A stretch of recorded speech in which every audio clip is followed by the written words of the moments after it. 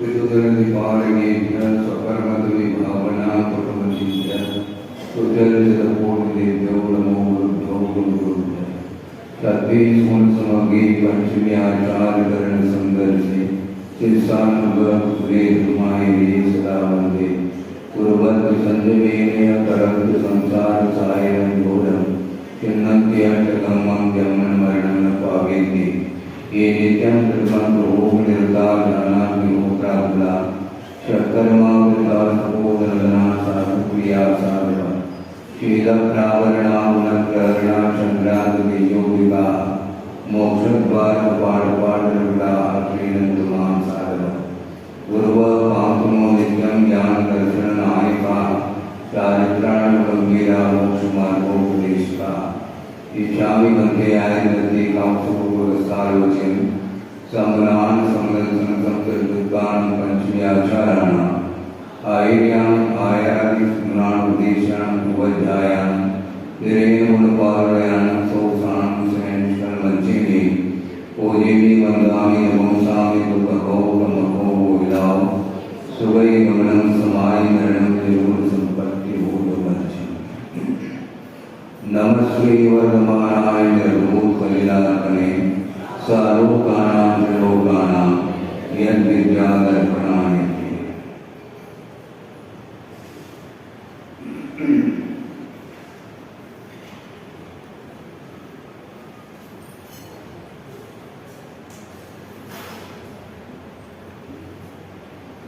धर्म का स्वरूप आप लोगों को याद हो रहा होगा, क्योंकि धर्म की गहराई तक पहुंचना ये बहुत पुरुषार्थ साध्य है। बिना पुरुषार्थ किए धर्म का स्वरूप, धर्म का मर्म समझ में नहीं आता। आ भी जाए कुछ क्षण के लिए, बहुत जल्दी वह धर्म ओझल हो जाता है।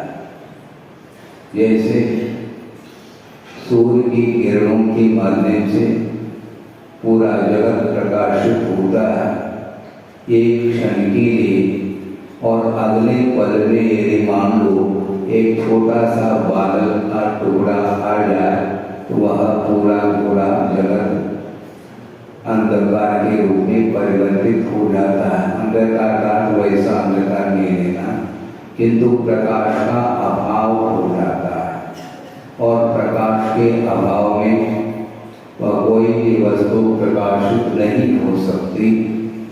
किंतु पर्याप्त प्रकाश मिलने के उपरांत भी यदि आपकी दृष्टि पदार्थ की ओर नहीं जाती है तो पदार्थ यथावत जैसा जहाँ पर विद्यमान है वो वहाँ पर है, किंतु उसका परिज्ञान जो होगा, जब तक आपका उपयोग उस वस्तु की ओर नहीं जाएगा तब तक वह वस्तु का स्वरूप ज्ञात नहीं हो पाता।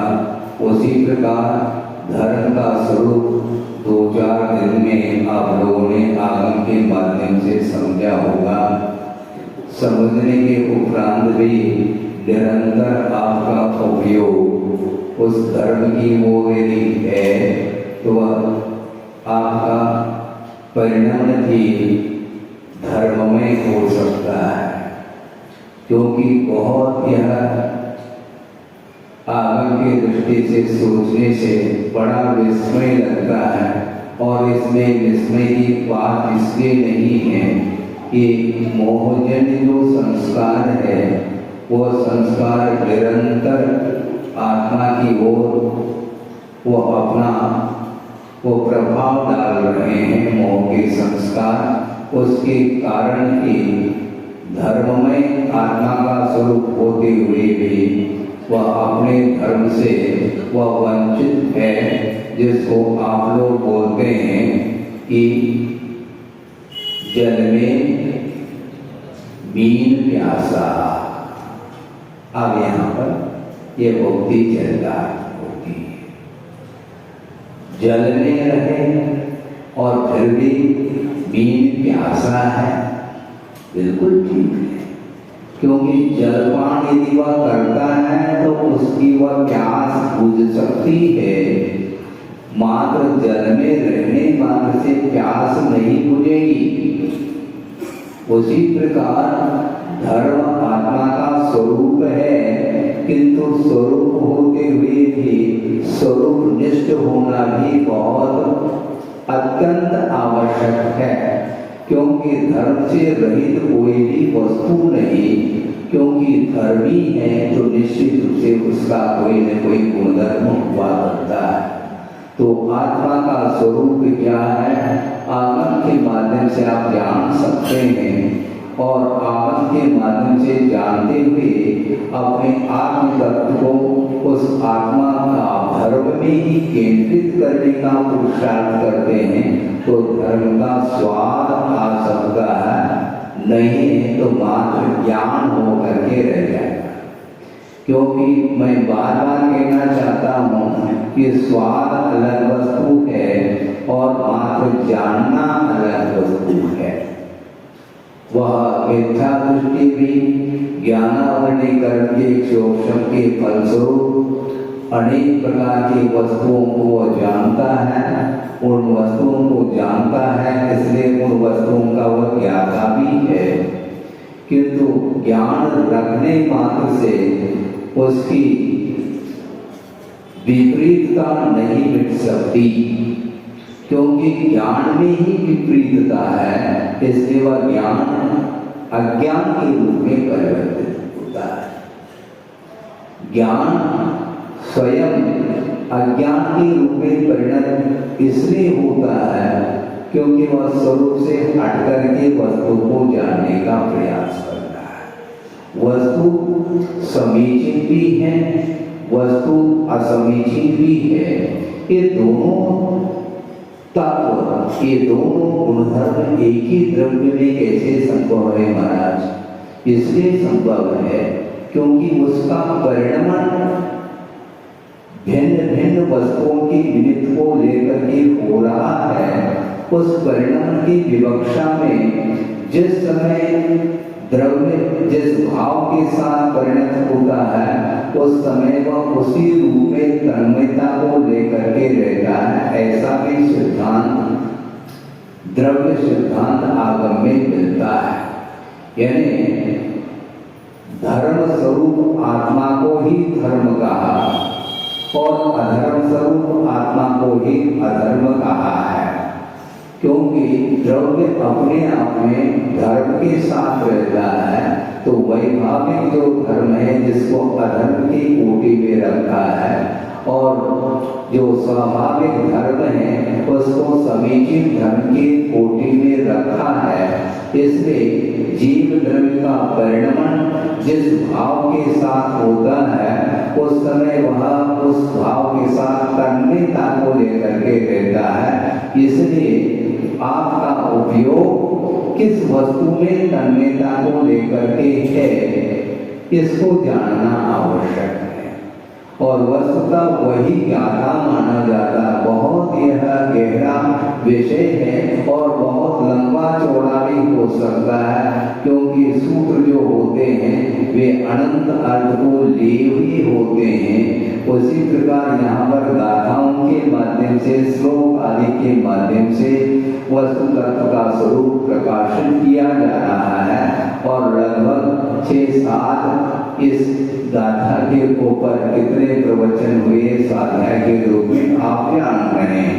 इसके उपरांत भी वह विषय अवशिष्ट रह रहा है, क्योंकि विषय इतना अनंतात्मक है और शब्द तो अनंत है ही नहीं।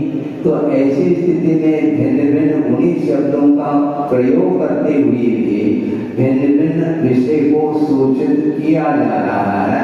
भिन्न भिन्न विषय संबंधी अर्थ आपको को ज्ञात हो रहा है। तो मैं ये कह रहा था कि आत्मा के साथ उस धर्म का अथवा अधर्म का जो संबंध है, वह अपने आप में तादात्म्य संबंध माना जाता है। तादात्म्य का अर्थ भी यह स्पष्ट है, आप लोगों की अपेक्षा से स्पष्ट नहीं हो सकता या नहीं हुआ है, किंतु जिन्होंने अध्ययन 2, 4, 6, से बात कर लिया है उनको तादात्म्य का अर्थ क्या होता है वह क्लियर हो चुका है। किंतु ये ध्यान रखो, अर्थ क्लियर होना अलग वस्तु और स्वाद आना अलग वस्तु। स्वाद की दृष्टि से देखेंगे कि मान लो आपको नहीं आ रहा है, यानी वस्तु तत्व का ज्ञान होने के उपरांत भी जिन्हें स्वाद नहीं आ रहा है, तो जिन्हें वस्तु तत्व का ज्ञान ही नहीं है तो उनको कैसा स्वाद आ पाएगा। तो स्वाद नहीं आने की दृष्टि से दोनों इक्वल है, यानी जो ज्ञाता है वह भी और जो ज्ञात जैसे ज्ञान नहीं हुआ है, दोनों एक ही श्रेणी में बैठे हुए हैं। हाँ, इसमें क्या दिक्कत है? बिल्कुल कोई दिक्कत नहीं, क्योंकि अनुभव का नाम ही यहाँ पर धर्म कहा है और वहाँ धर्म का भी अनुभव होता है और अधर्म का भी अनुभव होता है, क्योंकि ये दोनों ऐसे भाव हैं जो आत्मा के साथ तादात्म्य को दिए हुए हैं। यानी धर्म डाला नहीं जाता, द्रव्य ऐसा कोई खोपा नहीं है, ऐसी कोई पेटी नहीं है उसमें हम धर्म को डाल दें और अधर्म को डाल दें, ऐसा नहीं। किंतु धर्म और अधर्म ये दोनों ये आत्मा के ही गुणधर्म हैं, जो कि उन गुणधर्मों का आत्मा से पृथक करना संभव नहीं है, क्योंकि एक द्रव्यगत ही वह परिणति मानी जाती है जो कि धर्मात्मक भी होती है और अधर्मात्मक भी होती है, अथवा स्वाभाविक भी परिणति होती है और वैभाविक परिणति भी होती है। तो इस प्रकार उस अधर्म का भी परिचय आपको हो गया है और धर्म का भी परिचय हो चुका है, किंतु अधर्म का स्वाद बंद नहीं हुआ। हाँ, अधर्म का ज्ञान होते हुए भी अधर्म का ही स्वाद ले रहा है संसारी प्राणी। ये मैं कहना चाहता हूँ, ये बहुत आवश्यक है आपको, चाहे वह बुरा लगे चाहे अच्छा लगे, क्योंकि धर्म प्राय करके संसारी प्राणी को रुचता नहीं है। दूध है अच्छा है, पतला नहीं, भैंस का दूध है थोड़ा गाढ़ा होता है और उसको ग्लास में लेते हैं तो उसकी जो चमक अलग होती है और उसको गर्म कर दिया आपने और उसमें मिश्री मिलाई है, हो सकता है इलायची भी मिलाई हो और सुगंधित पदार्थ भी मिला दिए गए हों और वह गरम करके ज़्यादा गर्म भी नहीं जो पी ना सको, ऐसा नहीं, बिल्कुल मीडियम है, जिसको आप क्या बोलते हैं, गुनगुना बोलते हैं, जो भी बोलते हैं अपनी भाषा में बोलो। तो इस प्रकार वह स्वादिष्ट दूध अपने आप में मीठा है दूध और उसमें और मिश्री मिलाई गई है, लेकिन जिसको ज्वर आया है, बुखार आया है, 8-10 दिन हो चुके हैं, 15 दिन हो चुके हैं और बुखार में इस प्याले को दे दिया जाए तो वो कहता मुझे नहीं रुचता ये प्याला, ये ऐसा लग रहा है, ये दूध भी ये अमृत भी उसके जहर के माफिक लग रहा है, वो पीना नहीं चाहता क्योंकि ज्वरग्रस्त है। इसलिए इसी प्रकार संसारी प्राणी मोहग्रस्त है, इसलिए वह धर्म का प्याला उसके हाथ में पकड़वा दिया जाए तो वो कहता कि मुझे नहीं चाहिए। आचार्य महाराज ने कहा था, याद आ गया आपकी निमित्त से, क्योंकि आपकी निमित्त से सब कुछ आता है यार, नहीं है तो हम अपने अलग विषय को लेकर के तर्क चिंतन आदि करते हैं, सामने श्रोतागण नहीं है तो किसके साथ मनोरंजन करें। हाँ, तो मनोरंजन करने के लिए भी कोई व्यक्ति तो चाहिए, लेकिन मैं मनोरंजन करने के लिए नहीं बैठा हूँ, ताकि उसके माध्यम से जो मूल विषय है वह आपको आत्मसात हो सके। गुरुदेव ने ये कहा, एक बार उदाहरण दे दिया और वह उदाहरण ये है कि अटप्रहरी घी से बने हुए स्वादिष्ट व्यंजन हैं, किंतु उसको वो रुच नहीं रहे हैं। फिर क्या रुच रहा है? सड़क पर जो ठेले में चाट और पकौड़ी और उसमें जो भी मसाला है वह चटपटी वस्तु वह उसको रुच रही है, और स्वादिष्ट अटप्रहरी शुद्ध घी से बनी हुई वह रसोई, वह व्यंजन, वो मिठाई उसको रुच नहीं रहे हैं। अब क्या किया जाए? वही रुच रहा है उसको, हाँ, और वहां पर जा करके वही खा करके आता है। क्या बोलते हैं आप? फुल्की बोलते हैं, चाट बोलते हैं। ठीक है, चाट चाटते रहो उसको बार बार, और वो देते हैं फूले हुए रहते हैं, उसको ऐसा देखेंगे तो पारदर्शिता दिखती है।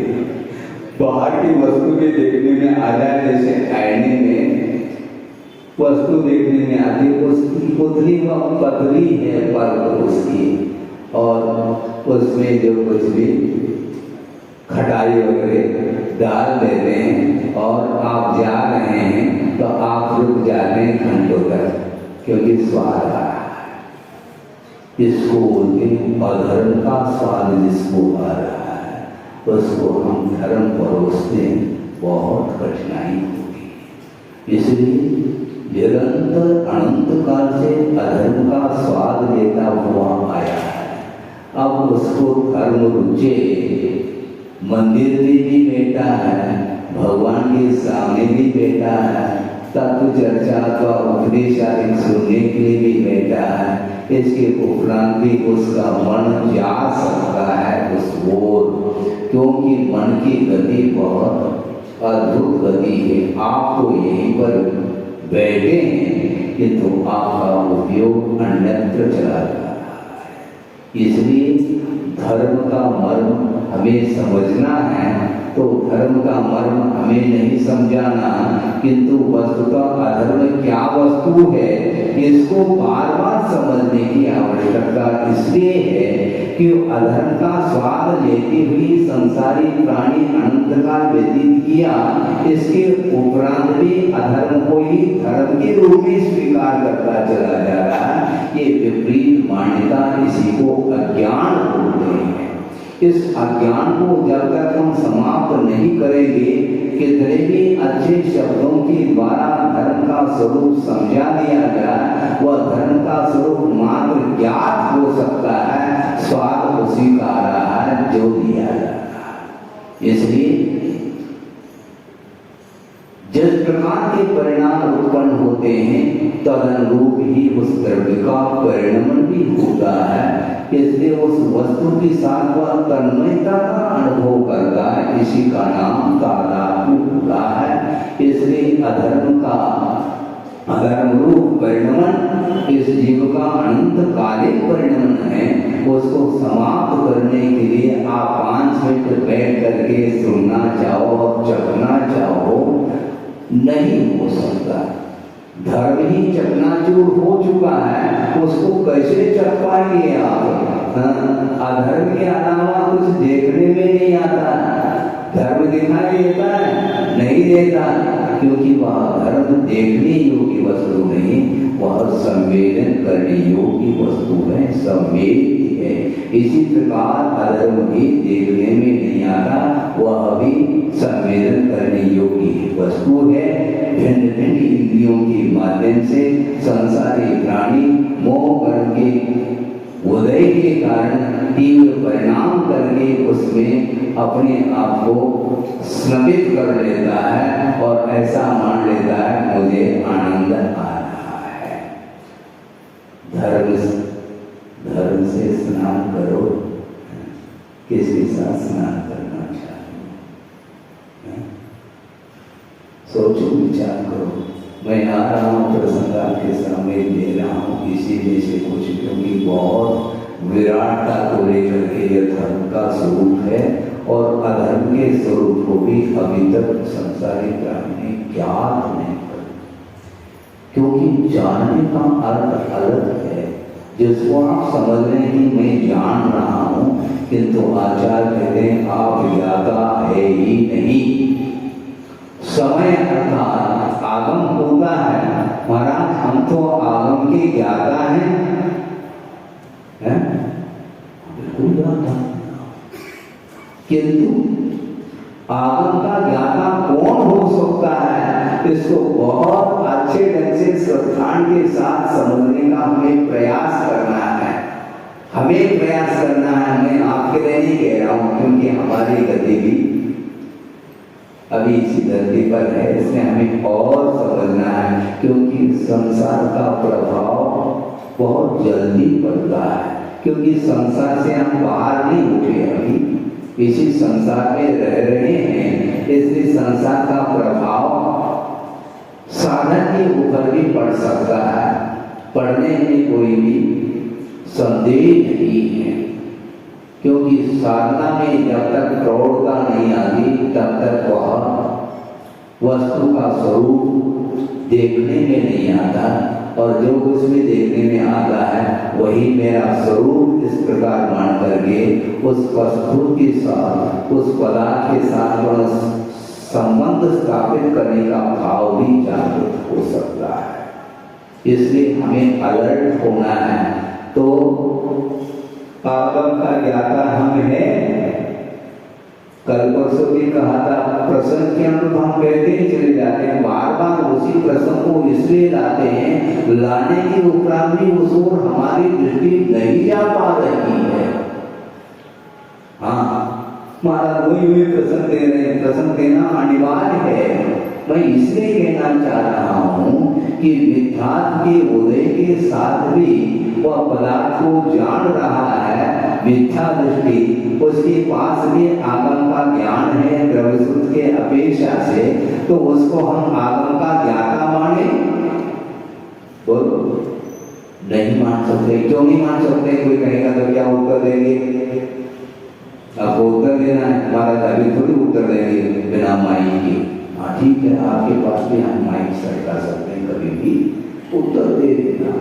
हाँ, आगम का वह सही मायने में ज्ञाता इसलिए नहीं है क्योंकि वस्तु का जैसा स्वरूप है वैसा जानना जब तक नहीं होगा तब तक वह ज्ञाता नहीं, वह अज्ञानी ही माना जाता है। इसलिए आचार्य समुद्र महाराज ने रत्नग्रंथ शावकाचार्य में ये बात कह रहे हैं कि जो प्रतिनिधिता विपरीत हुआ करते हैं, यानी दर्शन ज्ञान और चारित्र जो समीचीन हैं, इससे ठीक विपरीत जो होते हैं वे संसार के लिए मूलभूत कारण हैं, संसार के मार्ग स्वरूप हैं, ऐसा कहा है।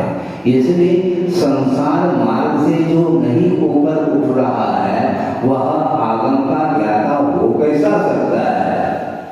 आगम का ज्ञाता भी हो और सांसारिक वस्तु भी रुचते रहे, ये दोनों एक समयवर्ती करने के संभव ही नहीं, क्योंकि रात जिस समय वो समय दिन का अभाव रहता है और जिस समय दिन उदित होता है उस समय रात का दर्शन नहीं देख सकते।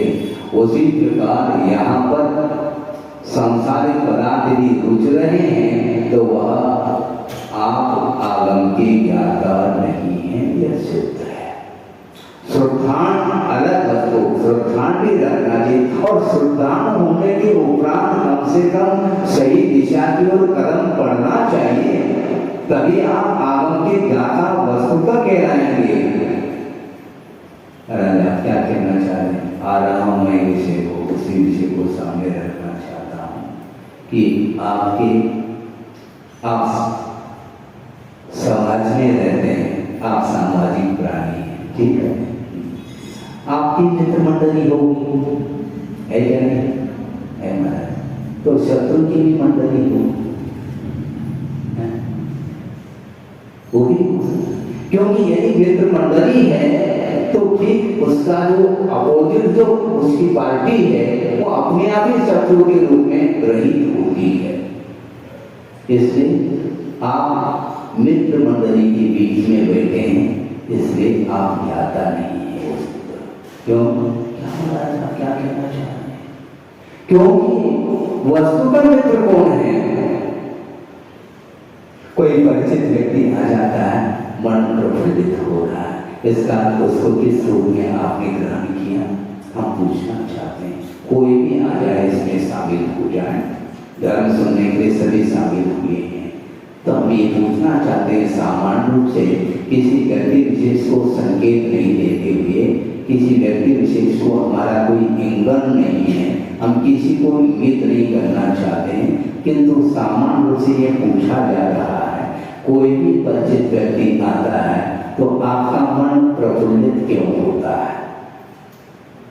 उसको आप किस रूप में ग्रहण कर रहे हैं? हाँ, किस रूप में ग्रहण कर रहे हैं? मित्र के रूप में।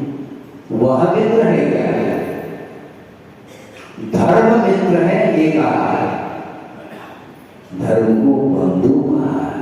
स्वयं आचार्य ने लास्ट में श्रावकाचार्य ग्रंथ को समापन करते समय वो संवाद के रूप में कहते हैं, धर्म ही बंधु है इस संसारी प्राणी के लिए। और क्यों बंधु हैं? वो अनेक जीव के लिए वो अनेक प्रकार का उपकार करने वाला वह वस्तु है, इसलिए धर्म को ही बंधु के रूप में स्वीकार किया है। और जो पाप में परिणाम है वे ही शत्रु हैं, ऐसा कहा। आप लेकर के रखिए, आप सुबह और शाम जाते हैं टहलने के लिए, उस समय एक दूसरे के गले में हाथ डाल करके जा रहे हैं आप, मित्रता उस व्यक्ति की प्रतीक है, किंतु ये स्वार्थपरता इसके साथ संबंध है।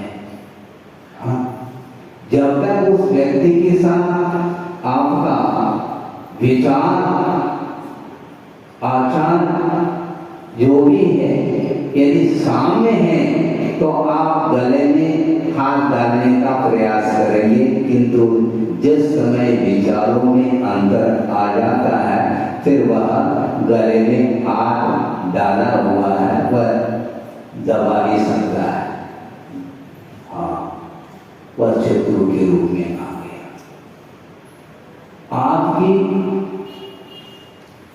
आपका जो प्रयोजन है वह ही सिद्ध हो रहा है तो आपके लिए वह मित्र सिद्ध हुआ, और आपके लिए कोई प्रयोजन उसके द्वारा नहीं हो रहा है बल्कि हमारे हानि हो रही है, तो उसको आप शत्रु के रूप में स्वीकार करके उसके साथ आप संबंध रखना नहीं चाहेंगे। इसको बोलते हैं सांसारिक जीव की परिणति। वस्तुतः कौन मित्र है कौन शत्रु है?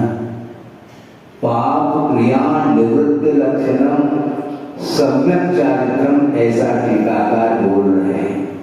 यावन मात्र क्रिया से हमें निवृत्ति नहीं लेना है, किंतु पाप क्रिया से निवृत्ति अर्थात दूर होने का नाम सम्यक चारित्र कहा है। तो महाराज पाप किसको बोलते हैं ये भी तो बताओ। अच्छा, पाप करते हुए चले जाओ और पाप की परिभाषा आपको याद नहीं है, हद हो गई। पाप तो निरंतर करता चला जा रहा है संसारी प्राणी, फिर भी पाप से परिचय नहीं प्राप्त हो रहा है। इसी को बोलते हैं मोह महामद पियो। बोल आपको ये आत्मतत्व का स्वरूप याद नहीं हो रहा है, क्योंकि मोहनी के उदय के कारण मोह ऐसा एक मादक पदार्थ है जिसके माध्यम से स्वयं का स्वरूप ओझल हो जाता है। आत्मा का क्या स्वभाव है और पर वस्तु का क्या स्वभाव है, ये गुणधर्म उसके सामने नहीं आ पाते हैं, इसलिए वह पाप में परिणाम में भी वह डूब जाता है। इसके उपरांत भी उसको आनंद आ रहा है। इसको जो आचार्य बोलते हैं इसका नाम रौद्र ध्यान है। रौद्र ध्यान की परिभाषा भी आपको ज्ञात नहीं। निरंतर रोग ध्यान कर रहा है संसारी प्राणी, निरंतर आर ध्यान भी कर रहा है, किंतु न आर ध्यान से परिचय प्राप्त हो रहा है, न रोग ध्यान से परिचय प्राप्त हो रहा है। इसलिए आप ज्ञाता नहीं है, ये ध्यान रखो, क्योंकि पाप में डूबते हुए भी आपको भान नहीं है कि इसका क्या परिणाम निकलने वाला है। सोचो, विचार करो, ये पाप शत्रु है, हम दूसरे के ऊपर वार कर रहे हैं, युद्ध कर रहे हैं, करते रहो। जो दूसरे वस्तु को या दूसरे व्यक्ति के शत्रु के रूप में स्वीकार कर रहा है और उसके प्रतिकार के लिए उसके ऊपर वार करना चाहता है, तो आचार्य कहते हैं तुम अपने आत्मा के ऊपर ही वार कर रहे हो, ये ध्यान रखो, क्योंकि आपको ज्ञान नहीं है कि वस्तु का क्या स्वरूप है। वस्तु का वीतरा अहिंसात्मक जो धर्म है वह वस्तु का स्वभाव है, वही हमारे लिए अथवा जीव के लिए बंधु है, इस प्रकार कहा है। तो कोई भी व्यक्ति, परिचित व्यक्ति आ जाता है, पूर्व परिचित व्यक्ति, मान लो गृहस्थ जीवन के भी कोई परिवार आदि के भी लोग आते हैं, वो समय आपका ज्ञान किमात्र परिणाम करता है। जानना है वस्तु, किंतु आप किस रूप में जान रहे हैं, आपका आकर्षण उस वस्तु के प्रति क्यों हो रहा है, यह महत्वपूर्ण है। इसलिए यदि आपका उस पदार्थ के प्रति आकर्षण बना हुआ है, उस पदार्थ से आप प्रभावित हो रहे हैं, तो आप पदार्थ से प्रभावित हो रहे हैं, वस्तु के स्वरूप से प्रभावित नहीं हो रहे हैं आप। हाँ, इसलिए कब कब अवसर आता है, आत्मस्वरूप का बोध होता हो जिस समय आता है, कितने क्षण के लिए आता है, नहीं आता है ऐसा मैं नहीं कहूँगा। जिन्होंने वेदना धर्म को स्वीकार कर लिया है, निरंतर साधना में रत हैं, किंतु उनके लिए कुंद स्वामी पूछ रहे हैं कितने क्षण के लिए आपका उपयोग अपने आप में रहता है, ये ईमानदारी से बता देना। वो नहीं कह रहे हैं कि उनको सामने रख करके उनकी तरफ से मैं पूछ रहा हूँ, क्योंकि बिठाया क्यों उपदेश देने के लिए, इतना अधिकार तो रहता है। अधिकार का हम दुरुपयोग नहीं करते, किंतु वस्तु तत्व का ज्ञान कराने के लिए इस विषय को रखना भी अत्यंत अपेक्षित हो जाता है कि 24 घंटे में हमारा उपयोग आत्मा में कितने क्षण के लिए लगता है और अन्य समय में कहाँ चला जाता है और क्यों जाता है। जा रहा है कि हम उसको ले जा रहे हैं, यह महत्वपूर्ण है।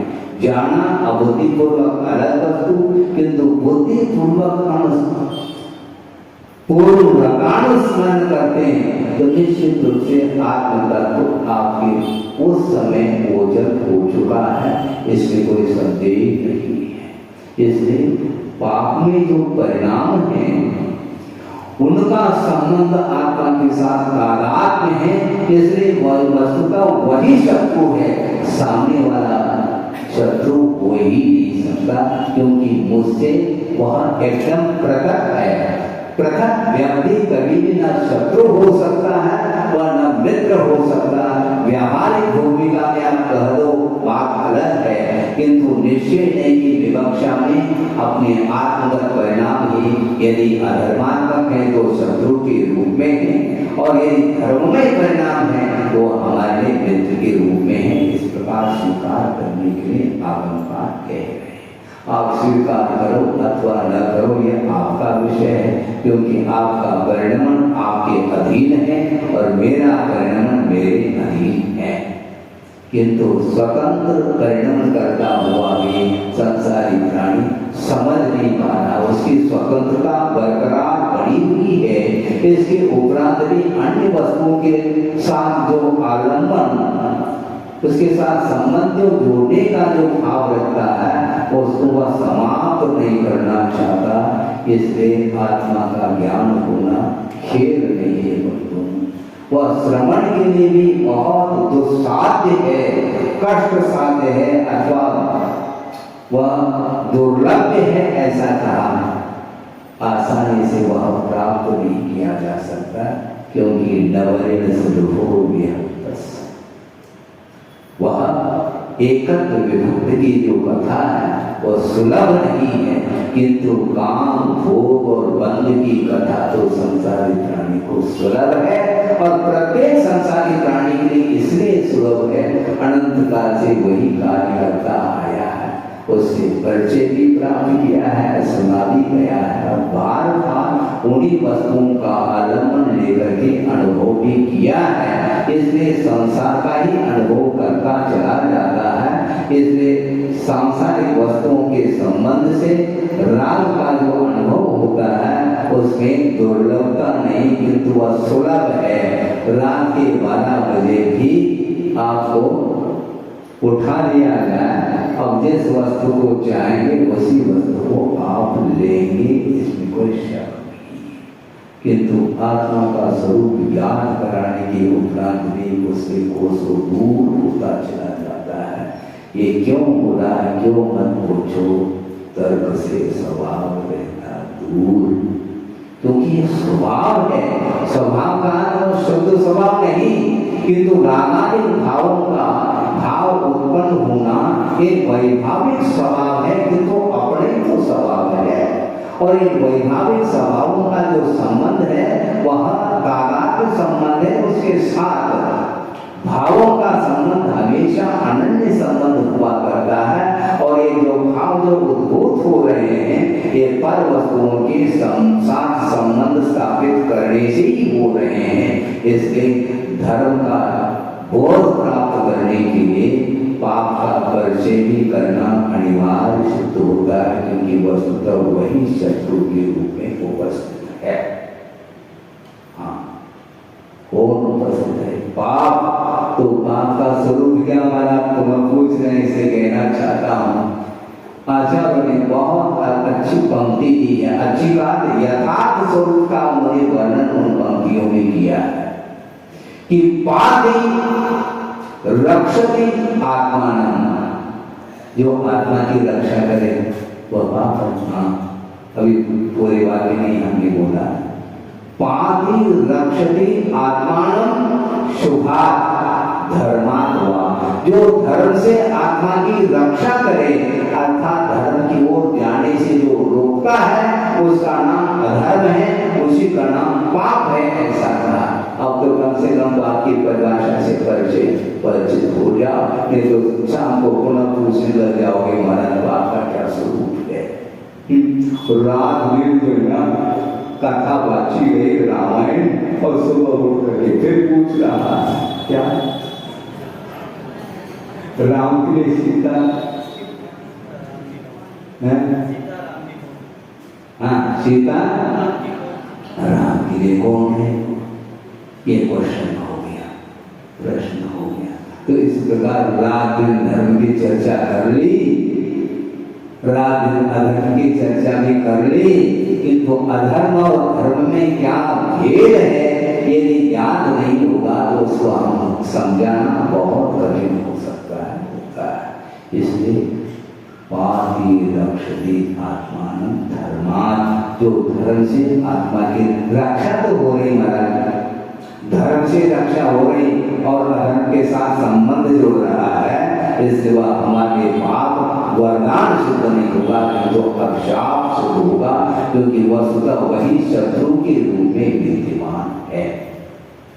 बहुत कठिन है। और पाप कितने प्रकार का है, जितने प्रकार के भाव होंगे उतने प्रकार का वह पाप का भेद भी होता चला जाता है। हिंसा, झूठ, चोरी, खुशी और परिग्रह, ये 5 पाप हैं। और मूल जो हिंसा का जो पाप है उसकी पुष्टि भी इन्हीं शेष 5 पापों के द्वारा होती है, ये आचार्य ने कहा। इसलिए वह असत्य का सहारा लेता है, सत्य का सहारा लेगा तो फिर वह हिंसा का भाव उसके अंदर जागृत नहीं हो सकता। अचौरी का आलम्बन लेगा तो चोरी करने के भाव संभव ही नहीं। और शीला करता है, ब्रह्मचर्य का आलम्बन लेता है तो कभी भी वासना स्वप्न में भी जागृत नहीं हो सकती। तो ऐसे स्थिति में पर वस्तु के साथ मूर्छा का भाव कैसे हो सकता है? और यदि पर वस्तु से प्रभावित हो रहा है, मूर्छा भाव है, तो उसके अंदर वह ब्रह्मचर्य भी टिक नहीं सकता। एक आलम्बन लेख है। मात्र स्थूल रूप से ब्रह्मचर्य का पालन करने का नाम ही ब्रह्मचर्य नहीं, किंतु वीतराग भावों से जो स्खलित हो रहा है वह वस्तुतः वह ब्रह्म अर्थात आत्मा में विचरण नहीं कर रहा। जो ब्रह्मणी या चर्या साध वह ब्रह्मचर्य, ब्रह्मता आत्मा में विहार करना, आत्मा में लीन होने का नाम ब्रह्मचर्य कहा है।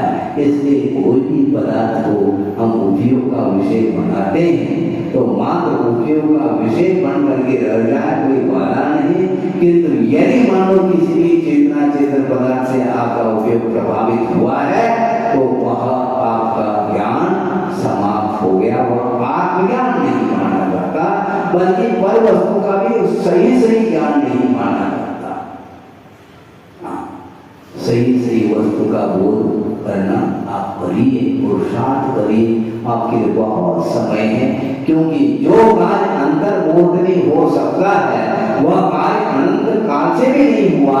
इसलिए आपको बहुत सावधानी के साथ एकाग्र मना होकर के आप शास्त्र का स्वाध्याय करेंगे, आत्म तत्व का चिंतन करेंगे, वस्तु तत्व का चिंतन करेंगे।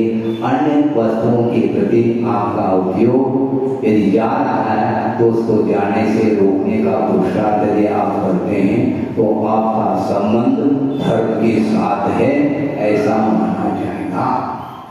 हाँ, बहुत कठिन है।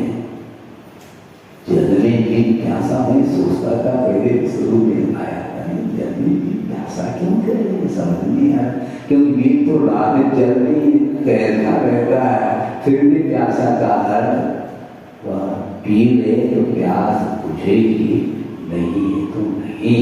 इसलिए धर्म का परिचय प्राप्त करना मात्र पर्याप्त नहीं है, किंतु धर्म के साथ आत्मा का संबंध आत्मसात के रूप में हो तो वह आनंद उसको आ सकता नहीं है। जो अनंत काल से पाप में आनंद ले रहा है, हिंसा आनंद कहा।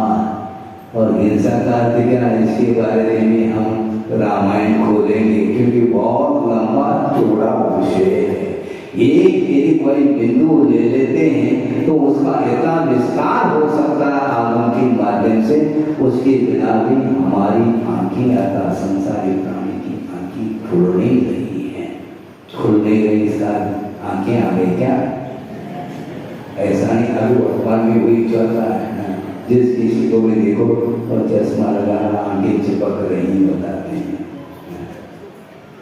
आंखें खुल नहीं गई। ये रोग के कारण आंखें नहीं खुलना अलग वस्तु, किंतु अनादिकाल जो रोग लगा हुआ है उसको खोलने के लिए ये धर्म ही खोल सकता है और किसी की वश की बात नहीं है। इसलिए अहिंसा क्या, हिंसा क्या, झूठ क्या, सत्य क्या, इसके बारे में डीपली अध्ययन अर्थात गहराई के साथ हम अध्ययन करेंगे, तभी वस्तु स्वरूप का हमें बोध हो सकता है। और वस्तु स्वरूप का बोध होने के उपरांत फिर भीतर अपने आप रुचि जागृत होगी और आशा और बलवती होती चली जाएगी और अपने समय को वह व्यर्थ होना नहीं चाहेगा, ये ध्यान रखें। इसलिए मैं बार बार दोहराना चाहता हूँ, 24 घंटे में हमारा उपयोग अपने आप में कितने समय के लिए रहता है और कितने समय के लिए वह बाहर जा रहा है। बाहर जाने का अर्थ उसका तादात्म्य संबंध टूट गया ऐसा नहीं, किंतु वह आत्मा के साथ उस ज्ञान का अनन्य संबंध होते हुए भी बाहरी पदार्थों के साथ संबंध जोड़ने का नाम ही वह ज्ञान अथवा उपयोग बाहर जा रहा है, ऐसा कहने में आता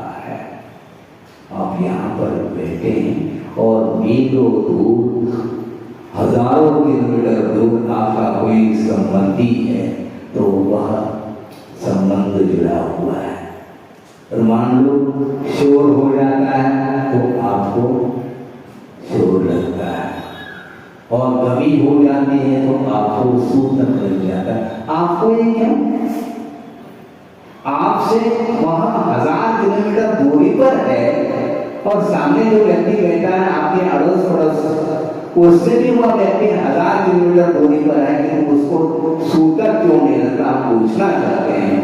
इसी को होते मोह का संबंध। और 1000 किलोमीटर दूरी पर होने के उपरांत मेरी कमी होती है तो आंखों में यहाँ पर आंसू आना बहने लगती।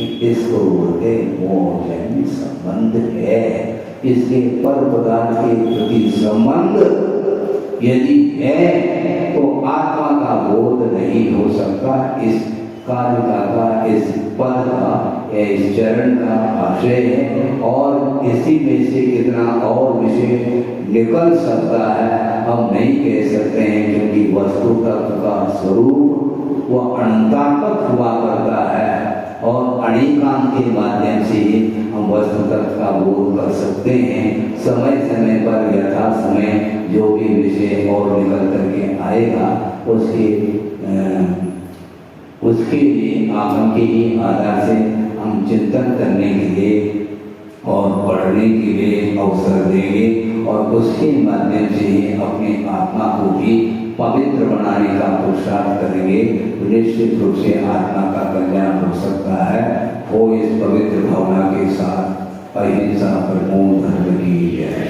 बोधि समाधि परिणाम शुद्धि स्वात्मोपलब्धि शिवसोप सिद्धि चिंतामणि चिंतित वस्तुदाने वामंद मानस ममास परम पूज्य आचार्य गुरु श्री विद्या